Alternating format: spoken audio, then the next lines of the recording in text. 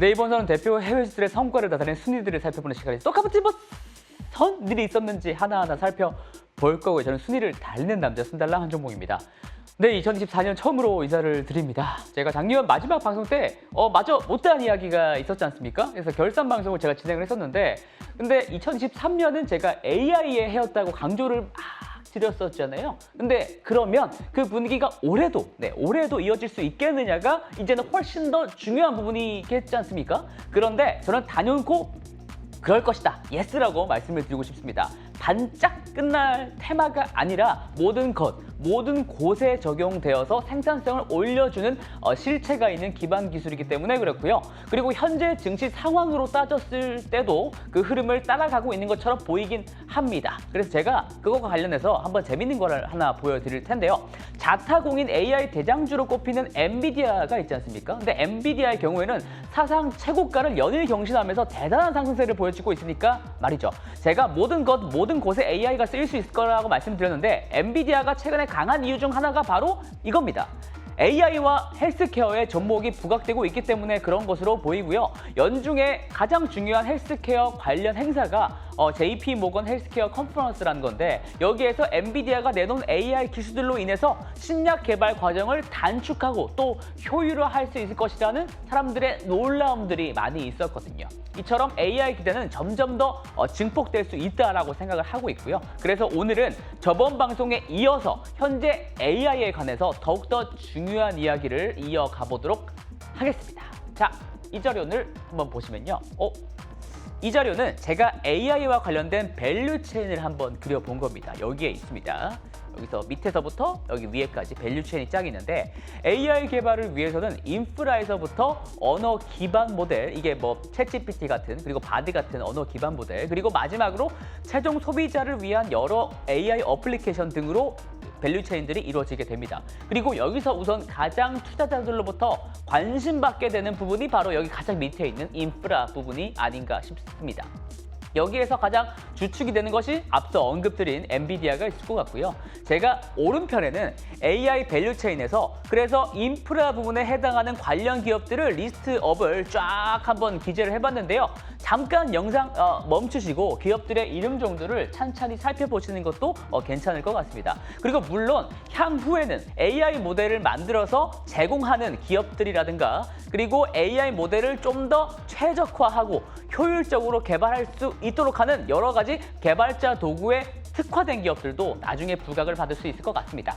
이런 기업들 중에는 아무래도 비상장 기업들도 많고 하니까 향후에 이슈가 나올 때마다 순달람이 바로바로 체크를 해드리도록 하겠습니다. 이렇게 AI 밸류 체인에 대해서 관심을 가져야 하는 이유는요. 결국 현재의 AI 경쟁을 한가운데서 이끌고 있는 것이 바로 언어 모델이기 때문에 그렇습니다. 이 언어 모델을 만들기 위한 경쟁이 점점 더 뜨거워지고 있기 때문이라는 거죠. 그리고 앞으로는 오픈 AI를 주축으로 하는 거대 언어 모델과 AI 모델을 좀 경량화해서 가볍게 해서 핸드폰에서도 쓸 수 있게끔 하는 소형 언어 모델로 각각 나뉘어 고도화가 이루어질 것 같은데요. 여기서 행성들이 막 있지 않습니까? 이걸 비유를 한 거고 행성들의 사이즈가 각각의 AI 모델의 크기, 사이즈를 나타낸다고 볼 수가 있습니다. GPT가 여기서 제일 왼쪽에 여기 위치해 있는데요. 그런데 GPT보다도 더 큰 행성들이 보이지 않습니까? GPT보다도 더 큰 모델이, 더 큰 AI 모델들이 올해 계속 나올 것 같다. 뭐 태양과 같이 큰 게 나오지 않을까요? 네, 올해 계속 나올 것 같다는 게 일반적인 시각이고요. 그리고 여기 밑에 보시면 여기에 조그맣게 써져 있는 애들이 많죠? 네, 이 조그맣게 써져 있는 것들이 또 AI 모델인데 모바일 기기에도 적용될 수 있는 이른바 온디바이스 AI, 소형 언어 모델들입니다. 특히 이 부분은 올해에 부각을 받을 가능성이 큽니다. 왜냐면요. 애플을 포함한 스마트폰 업체들이 여기에 베팅을 딱 하고 있기 때문에 그렇습니다. 왼쪽 기사 내용을 보시면 생성 AI 개발 경쟁에 애플도 본격 참전을 선언했습니다. 지난달에 애플도 AI와 관련한 논문을 연달아 출시하기도 했고 애플의 채용 공고 중에는 절반이 AI 관련 직무로 채워졌다고 합니다. 다만 아직은 당장 아이폰에 생성 AI 챗봇이 탑재되는 데는 시간이 좀 걸릴 것 같고요. 애플보다 빠르게 현재로서는 스마트폰 AI의 선두주자는 퀄컴과 삼성전자라고 꼽히고 있습니다. 특히 삼성은 올해 갤럭시 AI라는 개념을 좀 강조를 하고 있거든요. CES 2024에서요. 강조하면서 구글과 마이크로소프트와의 협력을 강화하고 있습니다. 이처럼 AI 스마트폰의 경우에는 올해에는 그 점유율이 한 4% 정도에 불과하지만 불과 3년 뒤에는, 그러니까 2027년에는 그 점유율이 10배로 뛰어서 40%에 달할 것이다 라는 관측도 있을 만큼 계속적인 이 부분에 대한 관심을 불러일으킬 것이다 라고 생각합니다. 자, 지금까지 제가 소형 언어 모델, 그러니까 온디바이스 AI에 대해서 말씀을 드렸다면요.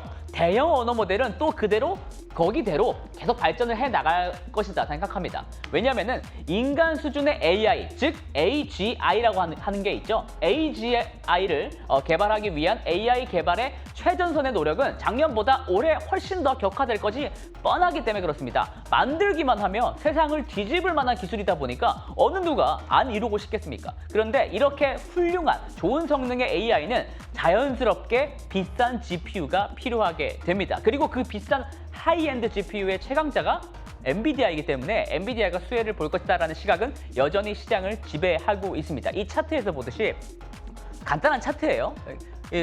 높은 성능을 내는 GPT-4의 경우에는 엔비디아의 최신 데이터 센터용 GPU인 H100이 필요하게 되겠고요. 실제로 밑에 그림에서 보듯이, 밑에 사진에서 보듯이 AI 스타트업 중에 AGI를 개발하고 있는 인플렉션 AI라는 곳도 있는데 이 인플렉션 AI의 경우에도 그들의 슈퍼컴퓨터에 GPU 22,000개를 탑재했다고 밝힌 바 있습니다. 한국 돈으로 따지면 이게 1조 원이 넘어가는 정말 어마어마한 자본 지출이라고 할 수가 있겠습니다.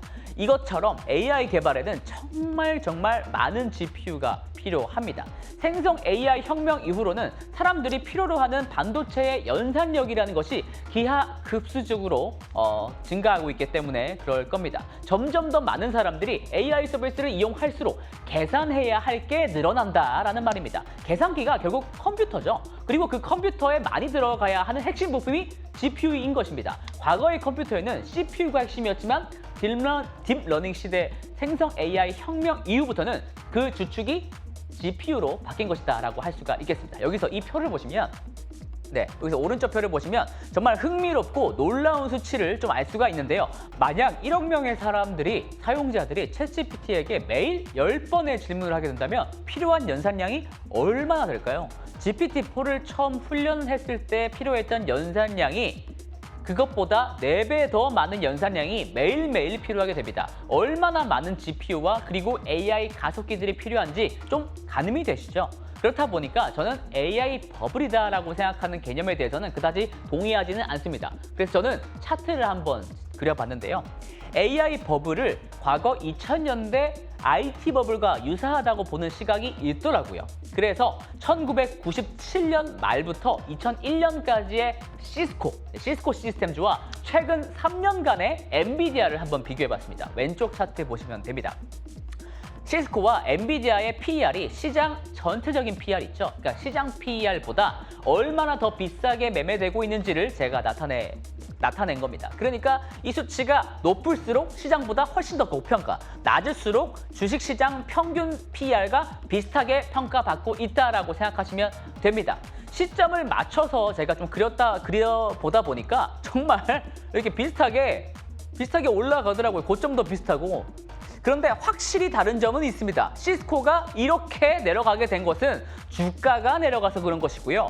엔비디아가 내려간 것은 실적이 그만큼 폭발적으로 올랐기에 하락한 것입니다.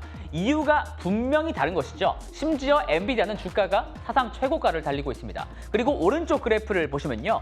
이것은 사람들이 구글에다가 얼마나 챗GPT를 많이 검색하는가 하는 트렌드를 나타낸 겁니다. 이것은 주황색 선으로 제가 나타낸 것이고요. 그리고 검정색 선은요. S&P 500 지수를 제가 같이 그려본 겁니다. 근데 여기서 아셔야 될 거는 15주, 15주 후행해서 이 S&P 500 지수가 챗GPT의 검색 트렌드를 이렇게 좀 따라가는 듯한 흐름을 보여주고 있다는 것입니다. 그러니까 챗GPT에 대한 사람들의 관심에 따라서 그것을 주가 지수가 후행하는 듯한 모습이라는 거죠. 저도 그리고 보니까 정말 좀 흥미롭기도 하고 AI 투자에도 좀 도움이 여러분들께 될 것 같아서 공유를 좀 드린 거거든요. 그렇다면 여기서 중요해지게 되는 것은 이 챗GPT에 대한 사람들의 관심이 이렇게 100에 가깝게 계속 될까? 이게 혹시나 또 떨어지지는 않을까? 하는 거겠죠. 하지만 당분간은 이어질 것 같습니다. 관심들이 말이죠. 왜냐하면 바로 이것 때문에 그렇습니다.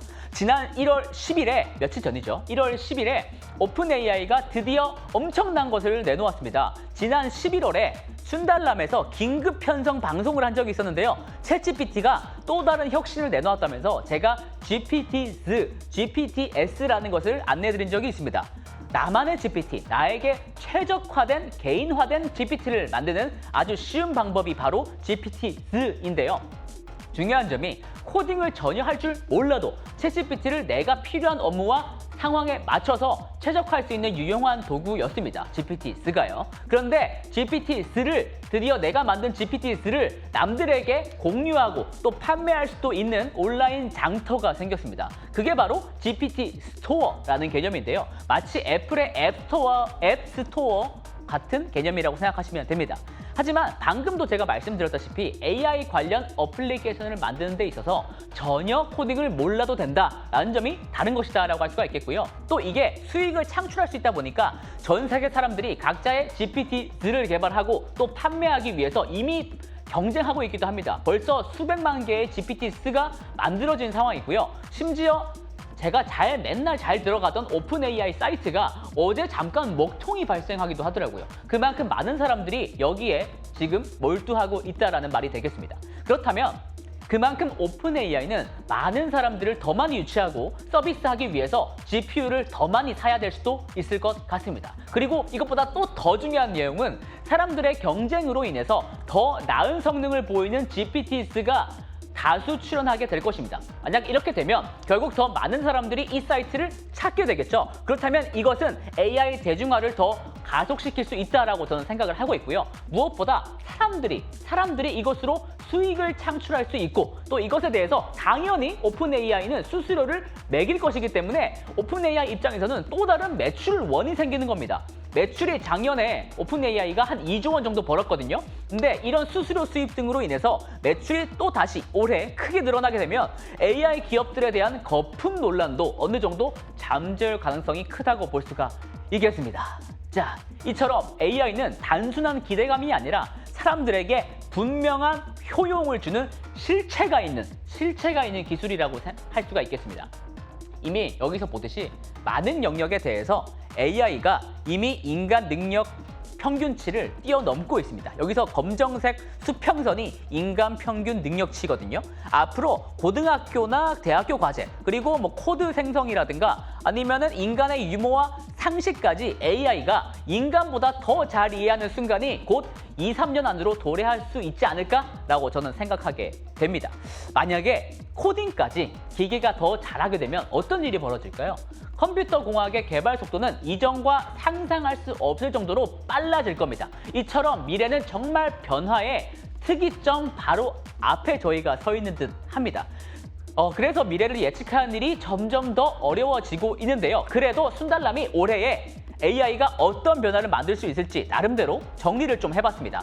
여기 보시면 대형 언어 모델과 관련된 분야, 그리고 이미지와 영상 AI와 관련된 분야, 그리고 여기 마지막으로 AI 규제에 대해서 각각 좀 써봤거든요. 4가지 카테고리에 대해서. 내용이 조금 방대하기 때문에 많기 때문에 영상 잠깐 제가 비켜드릴게요. 영상 잠깐 멈추시고 봐주시는 걸 좀 추천을 드리고요. 제가 여기서 몇 가지만 좀 꼽아보자면 올해는 오픈 AI가 GPT 4.5와 GPT 5, GPT 5를 내놓지 않을까 생각합니다. 그리고 AI가 생성한 노래가 빌보드 차트 10위권 내에 등재할 것 같기도 하고요. 그리고 마지막으로는 올해 11월에 미국의 대통령 선거가 있지 않습니까? 이 대선을 앞두고 AI를 통한 딥페이크 영상이 성행해서 규제기관이 철퇴를 내릴 수도 있을 것 같기도 합니다.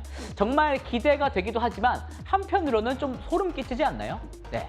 1년 뒤에 이 내용들을 평가를 해봤을 때 이 중 몇 가지나 맞았을지는 모르겠지만 재밌는 관전 포인트가 될 것 같아서 여러분들께 공유를 좀 드렸고요. 앞으로도 관련 내용은 계속해서 제가 업데이트를 해드리도록 하겠습니다. 그리고 이것과 관련해가지고 제가 이번 주부터 AI 위클리라는 자료를 또 발견하게 됐는데요. 이것에도 많은 관심을 주시면 감사하겠습니다. 올해에도 AI에 대해서 계속 떠들어댈 순달람이었고요. 좋은 주말 되십시오. 이상 순달람이었습니다. 호이.